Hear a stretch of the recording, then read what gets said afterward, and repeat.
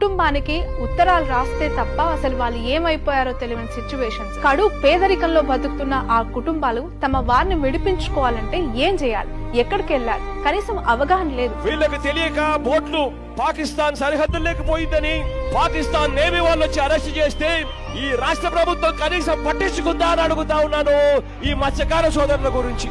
ఇవాళ ప్రతి మత్స్యకార సోదరుడికి నేను భరోసా ఇచ్చి చెప్తా ఉన్నా, మన వాళ్ళను మళ్ళీ వెనక్కి తిరిగి తీసుకొచ్చేట్టుగా చేస్తామని చెప్పి హామీ ఇస్తా ఉన్నానని చెప్తా ఉన్నా. ఈ రోజు ఇదంతా జరిగిందంటే మా జగనన్న వల్ల అయిందండి. ఈ కుటుంబాలకి పాదయాత్రలో ఇచ్చిన మాట ప్రకారం ఈ కుటుంబాలందరినీ ఢిల్లీలో ఉన్న విదేశాంగ మంత్రి సుష్మా స్వరాజ్ ని కలిసి వీళ్ళు ఎన్నో నెలలుగా ఎదుర్కొంటున్న బాధని, పడుతున్న కష్టాన్ని అన్ని బయట పెట్టారు. వీళ్ళకి సపోర్ట్ గా వైసీపీ పార్టీ కూడా ఉండటంతో వెంటనే పాకిస్తాన్ గవర్నమెంట్ తో మాట్లాడి బంధించబడిన 22 మందిని విడిపించడానికి వెంటనే ఏర్పాట్లు చేశారు.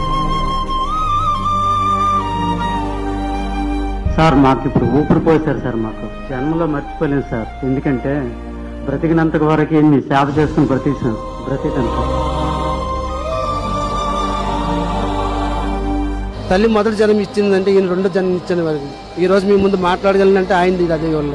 పోయేటప్పుడు చెక్కులు కూడా ఇస్తారు, తలా 5 లక్షల రూపాయలు.